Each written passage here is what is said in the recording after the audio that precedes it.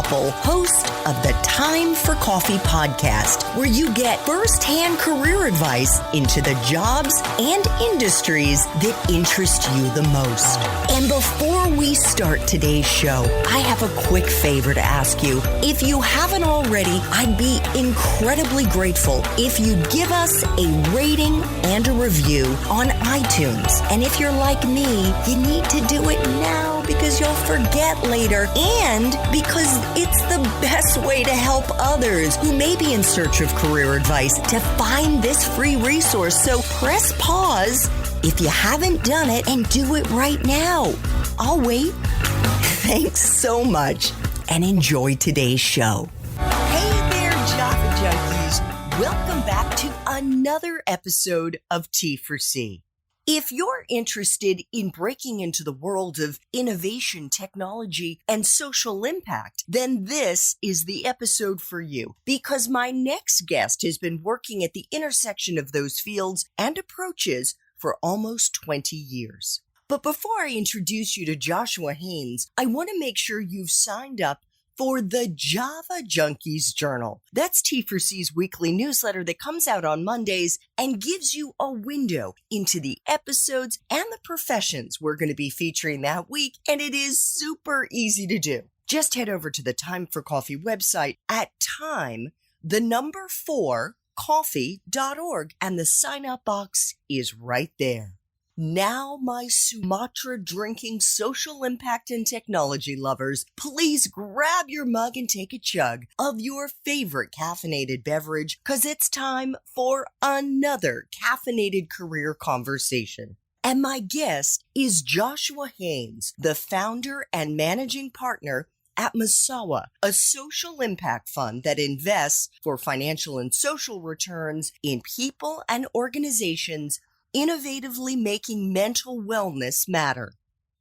Over the last almost 20 years, Joshua has worked for both the U.S. and Swedish governments, managing a portfolio of a combined $190 million in innovative grant funding in emerging and frontier market countries that are targeting poverty alleviation, civil society, human rights, and technology. He's also had experience leading the design and implementation of digital products and services for large enterprises in Europe and the U.S. And among his many talents, Joshua also speaks 7 languages. Joshua, welcome to Time for Coffee. Are you caffeinated and ready to go? Yes, I am. Thank you so much, Andrea. Well, it's a pleasure to have you, and I know that you are joining me from your home in Berlin. You and your husband have 2 little ones, one of whom is napping now, and the other is doing something we're not going to mention. I think he's watching TV. Is that right? Don't tell anybody. Okay. The experts say that's not good for you. Okay, sorry, I know. All right, well, let's dive into our 10 espresso shots, and we're going to frame this within the fields of social impact and technology. And perhaps before we completely dive into them, Joshua, you could give us a definition of what social impact is, what social impact investing is. Great. So social impact investing is investing in organizations where the expectation is placed on receiving returns financially and socially. So unlike a venture fund, for example, we place impact metrics on all of our investments, and full financial gain isn't made by everyone until those impact metrics are reached. So this keeps us honest to our goal of helping, in our case, helping more people become mentally well, and also gets us away from this idea that growth, valuation, and exits are the only thing that matter. Excellent. So what are the entry-level jobs that are available to young people who want to break into these fields? I think it's primarily around support services, helping to get the word out. So if that's comms, social media, marketing, writing, as well as research, understanding, being able to wade through various numbers and come and present as part of the team on opportunities, whether they be areas or actual companies to invest in.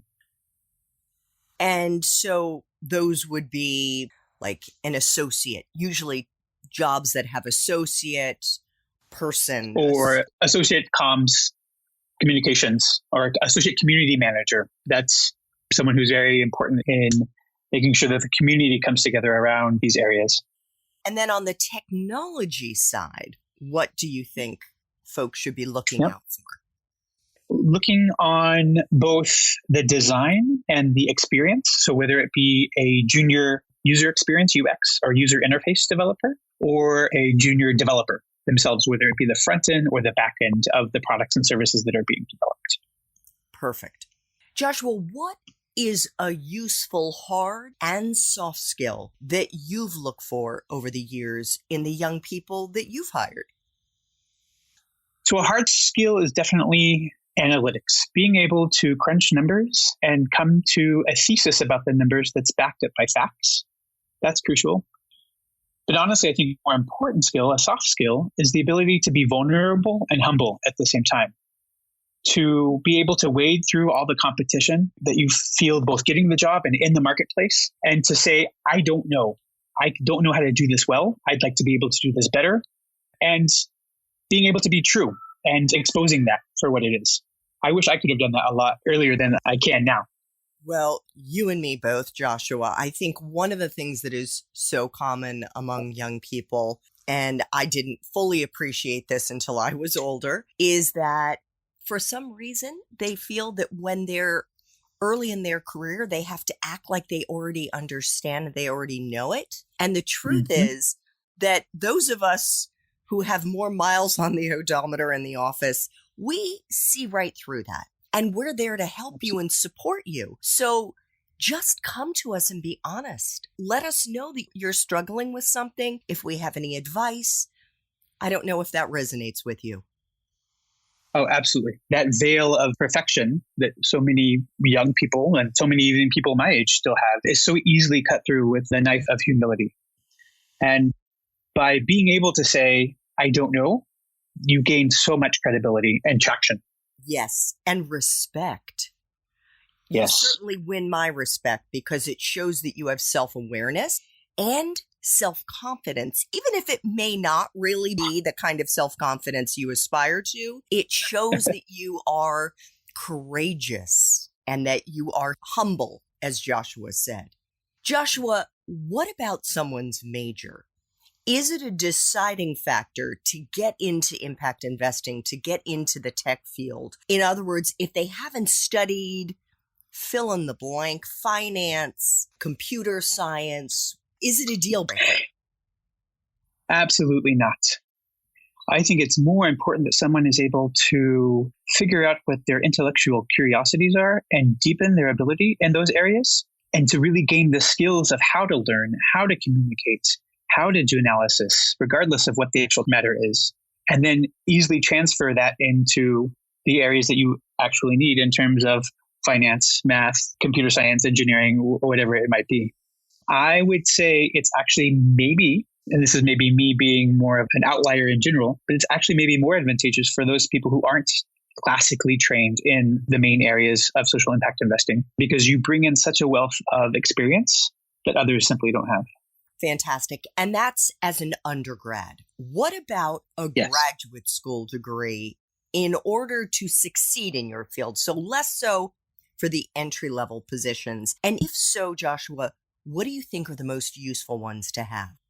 So I think we have to be honest and question if graduate degrees are actually required at all. There are a number of people in impact investing who don't have graduate degrees. Some don't even have undergraduate degrees. But if you look at one of the key benefits of having a graduate degree is access to network, to the friends, to the people you've had shared experiences with, you've really lived through some hard times with and have an extra special bond. Those are things that are really useful at the graduate level. So I would say it's more about the experience that you have and the type of learner you are for me than what actual MBA or MD or whatever those letters are after your name after you finished graduate school. That's what really counts.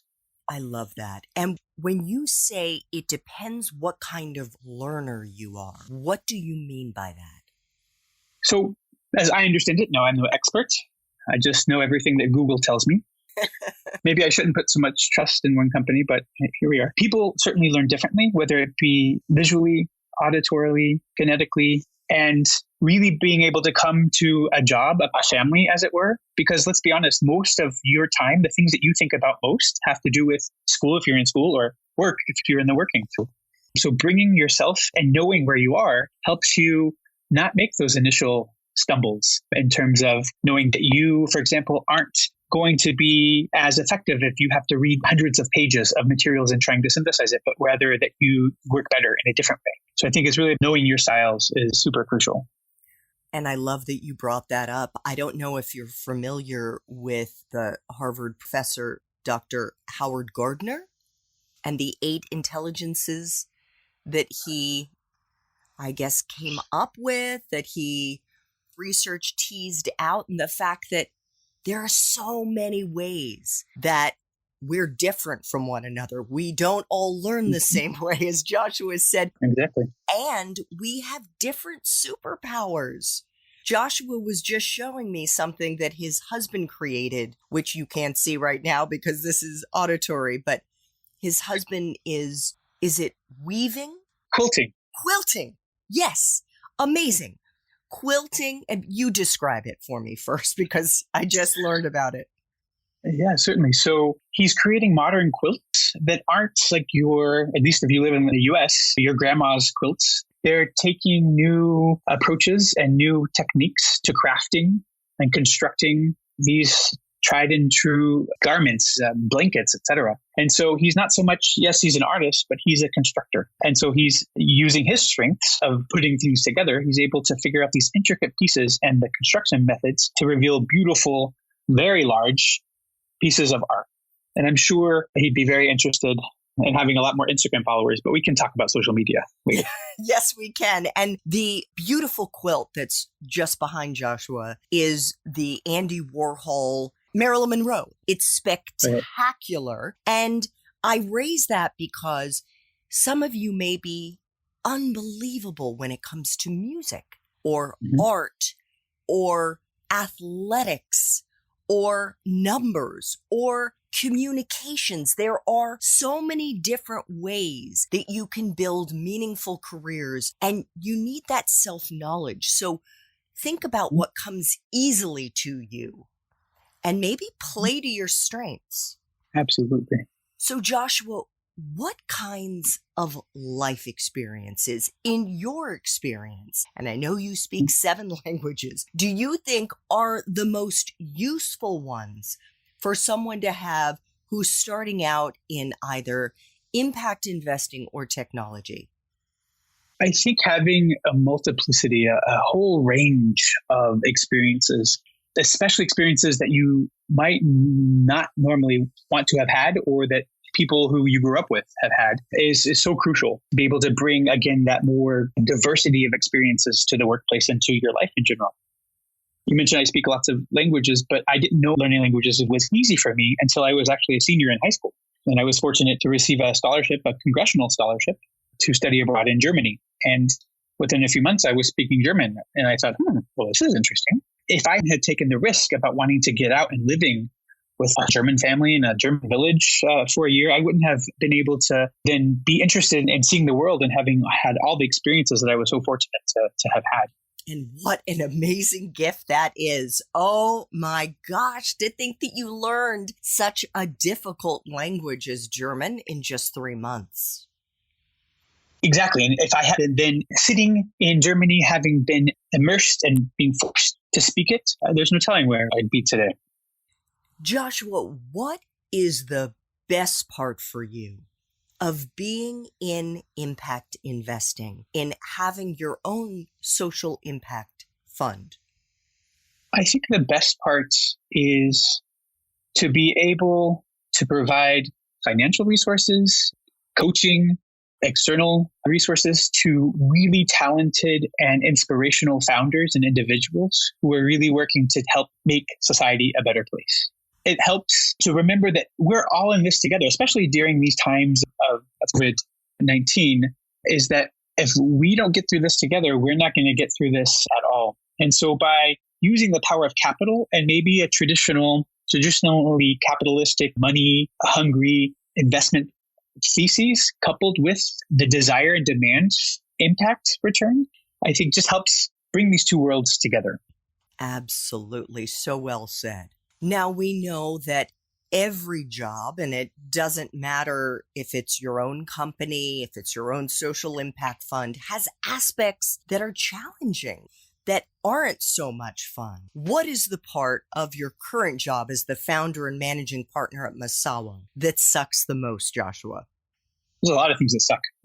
Some of the biggest thing, I think, is the stress or the expectation is, are we going to be able to both get the type of investment that we need and also really find the right type of investees? We have to pay people. We need to be able to develop, and we're trying to develop a social mission to make sure that more people can talk about mental illness freely. And so just this nagging kind of monkey on your back that says, well, can you really do it? Do you think you can do it?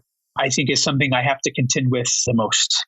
But hopefully at the end of the day, and even when I get really frustrated and I want to pull my hair out and take a deep breath, try to center, and then I keep going forward. Well, I know we're going to be getting into this in our main Time for Coffee interview, and please check out show notes to see if that episode has already dropped. But one of the areas that Masawa invests in are natural approaches. So the meditation, exercise, other ways that we can center ourselves and take care of our bodies, because I'm going to give you a little tease here, listeners. There is a connection between what you put in your body, how you take care of your body, and your mental health and your mental wellness. Joshua, what is the best career advice you've ever gotten? The best advice I've ever received was, don't take the straight path. If you look about where you want to be in 5 to 10 years and how you think most people have gotten there, it's a ladder approach. You get a promotion, you get a raise. Take the zigzag path. Get out of your field completely, gain new perspectives, and then get back into it. Because honestly, where I am now, I never would have thought that I would have been able to combine all of my previous life experiences into one thing. You and me both, Joshua.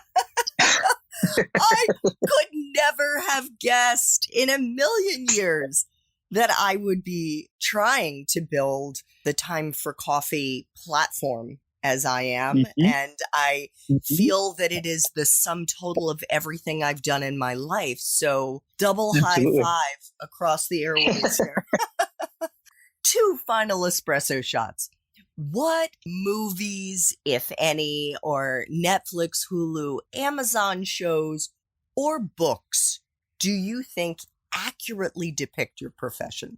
So that's a tricky one, of course. I would say investment books, movies, The Wolf of Wall Street, kind of shows the underbelly of what everything can happen. But I can't really pinpoint one that I feel, that's it. That's where we are now. And it may be, honestly, it's because I haven't looked to film or books to figure out what my career should be.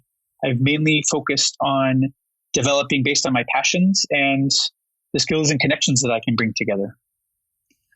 Fair enough. And it's a question, honestly, that Sure. isn't something every guest has been able to answer. It's easier for some professions than others. I don't know too many social impact fund related movies, but maybe one day one of our listeners will make one. Exactly, not yet. Exactly. Okay, final espresso shot. What would Java junkies be surprised to learn about your profession?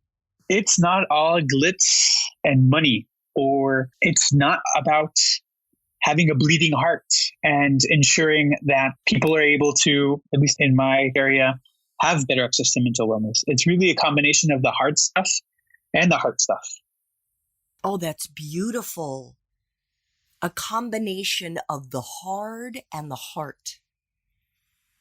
That's really beautiful. What a wonderful way to end. Joshua, I want to thank you so much for making time for coffee today with me and the T4C community. The work that you are doing at Misawa, the mission that you have is so very important. And I am really looking forward to getting into it in our main Time for Coffee interview.